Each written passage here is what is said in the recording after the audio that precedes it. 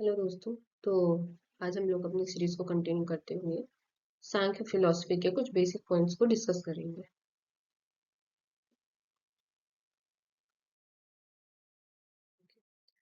तो सबसे पहले आप यहाँ पे देख रहे होंगे कि यहाँ पे लिखा हुआ है अकॉर्डिंग टू सांख्य कारिका। राइट, यहाँ पे सांख्य कारिका की बात की गई है। बट सांख्य कारिका से पहले भी एक स्टोरी है जिसके बारे में हम लोग अभी डिस्कस करेंगे। ओके, शॉर्ट में। चलिए। सो यहाँ पे आप देखिए कि नेक्स्ट लाइन पे लिखा हुआ है कि कपिला मुनि is the founder of this school. ठीक है, ये पाया जाता है कि जो कपिल मुनि थे वो क्या है, इस स्कूल के फाउंडर है। ओके, और इनका जो टेक्स्ट है, इनका जो ओरिजिनल टेक्स्ट है वो क्या है, Sankhya Pravachan Sutra. Okay, don't be confuse. Sankhya Pravachan Sutra ये क्या है, ओरिजिनल टेक्स्ट है जो किसके द्वारा लिखा गया है, कपिल मुनि के द्वारा लिखा गया है। Okay, so the founder of Sankhya school is Kapil मुनि। ओके, और ओरिजिनल टेक्स्ट क्या है, वो है सांख्य प्रवचन सूत्र।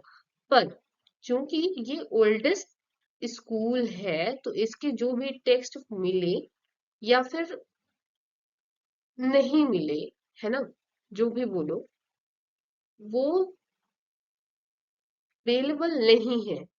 ठीक है, तो इस वजह से ये जो ओरिजिनल टेक्स्ट है, जब इस पे अपन बात करेंगे तो इसके ऊपर बहुत से लोगों ने क्या लिखी हैं, टीकाएं लिखी हैं। जब इसके ऊपर हम बात करते हैं और अपनी टिप्पणी लिखते हैं उसे अपन क्या बोलते हैं, टीका बोलते हैं। जिस तरीके से ईश्वर ईश्वर कृष्ण ने जो टीका किस पे लिखी, सांख्य प्रवचन सूत्र पे लिखी, उसे किस नाम से बुलाया गया, सांख्य कारिका के नाम से बुलाया गया। और अभी प्रेजेंट में दिस इज द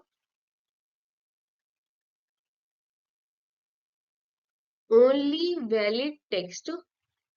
ठीक है, जिसे किसके बिहाफ में लिया जा सकता है, जिसे हम लोग सांख्य स्कूल के दर्शन में जिसको हम एज अ सोर्स लेते हैं। ठीक है ना, तो उसे सांख्य कारिका को लेते हैं। अच्छा, यहाँ पे अगर आप लोग ये भी पूछ सकते हैं कि क्या सिर्फ ईश्वर कृष्ण ने ही टीका लिखी है सांख्य प्रवचन सूत्र पे, तो नहीं, ऐसा नहीं है। इस पे वाचस्पति मिश्र ने भी सांख्य कारिका पे अपनी टीका लिखी है जिसे सांख्य तत्व कौमुदी के नाम से जाना जाता है। किसने लिखा है, वाचस्पति मिश्र ने लिखा है। यहाँ पे हम लिख देते हैं,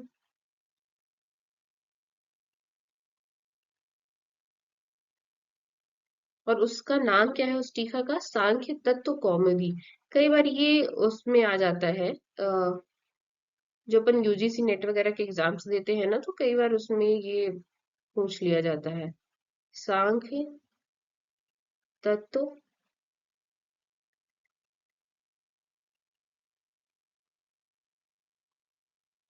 कौमुदी। ये टीका है जो वाचस्पति मिश्र ने लिखा है। ओके, वाचस्पति मिश्र ने लिखा है सांख्य तत्व कौमुदी। राइटिंग इतनी अच्छी नहीं है, प्लीज प्लीज मैनेज। ओके, अब इसके अलावा हम देखते हैं कि अच्छा, सांख्य दर्शन में अपन को सबसे पहले कौन सा वर्ड मिलता है, अगर हम इसका मतलब देखने की कोशिश करें, वो है सांख्य। राइट, सांख्य का अगर हम लोग अर्थ देखें, मीनिंग देखें, तो वो क्या निकलता है, नंबर। ओके, ठीक है, ये हमारा क्या हो गया, जनरल मीनिंग हो गई नंबर। या अपन अगर हिंदी में बोले, इसको थोड़ा टेक्निकल जाने की कोशिश करें, तो ये गणना के रूप में आता है। ठीक है, अब यहाँ पे पर जो इस दर्शन में सांख्य का अर्थ लिया गया है वो किससे लिया गया है, वो सम्यक ज्ञान से लिया गया है। सम्यक ज्ञान से लिया गया है, या फिर विवेक ज्ञान भी इसे आप बोल सकते हो, विवेक ज्ञान। ओके, अच्छा, तो एक इसका अर्थ क्या है, गणना भी है, दूसरा इसका अर्थ क्या है, सम्यक ज्ञान भी है।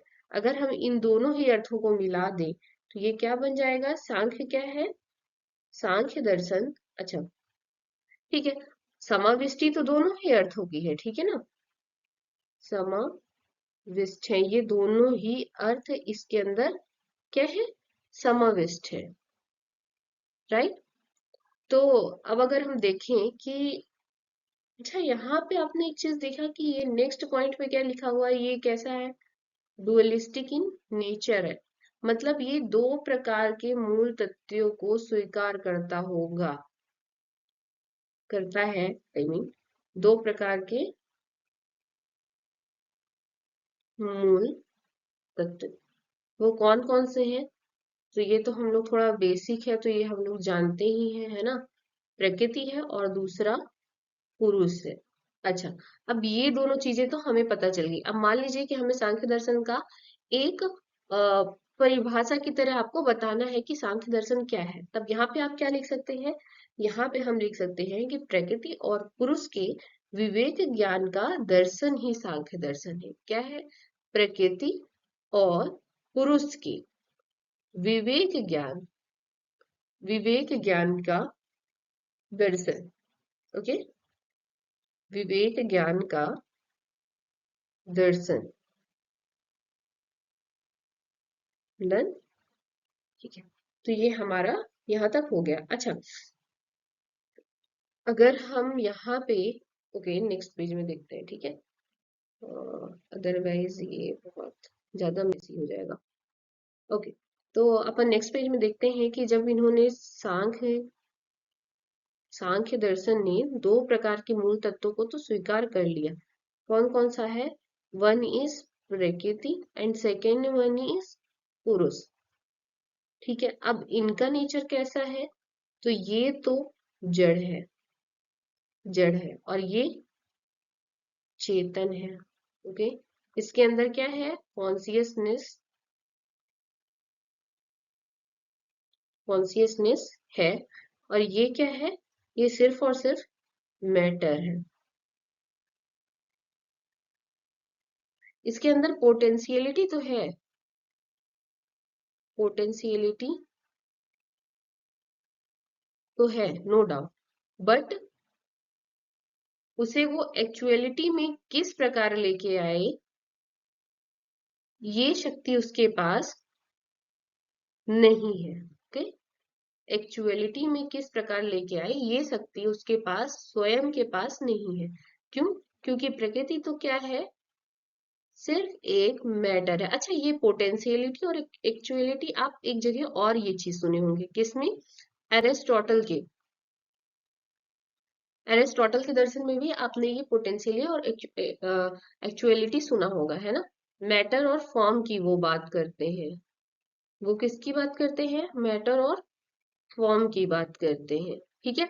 ये भी जड़ और चेतन की बात कर रहे हैं, प्रकृति और पुरुष की बात कर रहे हैं, ये भी डुअलिस्ट है इन नेचर, ओके। तो अभी अपन देखेंगे कि अच्छा एक चीज और, ये तो अपन प्रकृति और पुरुष को बहुत ही डिटेल में देखेंगे क्योंकि ये मोस्ट इम्पोर्टेंट चीज है जो जो अपन को सांख्य दर्शन में देखनी है, ठीक है ना। और इनके योग से वो 25 तत्वों को स्वीकार कर रहे हैं, 25,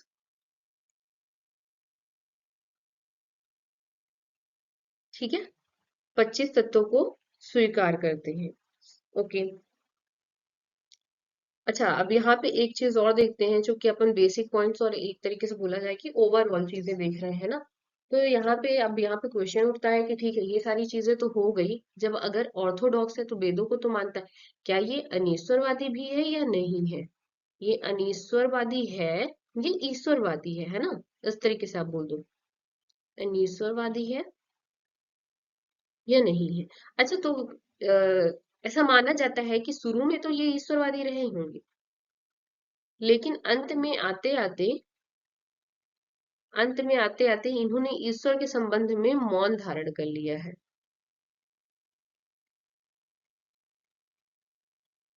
क्योंकि जैन और बौद्ध का उदय हो चुका था, तो उनके इन्फ्लुएंस में इन्होंने कहीं ना कहीं ईश्वर को ईश्वर वाले थॉट को कहीं ना कहीं डोमिनेट कर दिया। ओके, तो वो ईश्वर का खंडन तो नहीं करते हैं, खंडन तो उन्होंने कहीं भी नहीं किया है, पर चूंकि वो क्या रहे, मौन रहे, तो ऐसा माना जाता है कि वो अंत में अनीश्वरवादी हो जाते हैं।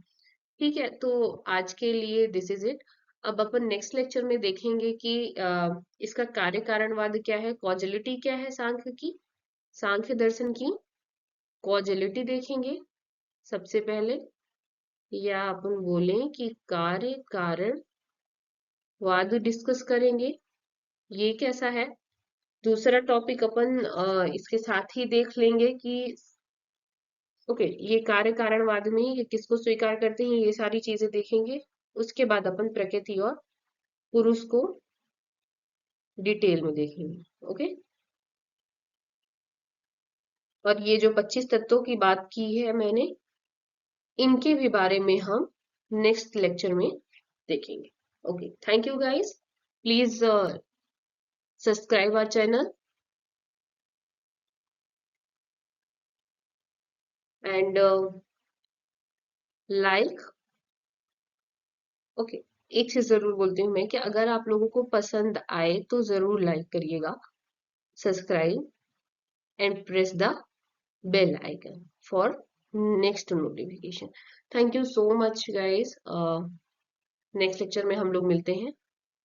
Okay, bye bye, have a good day.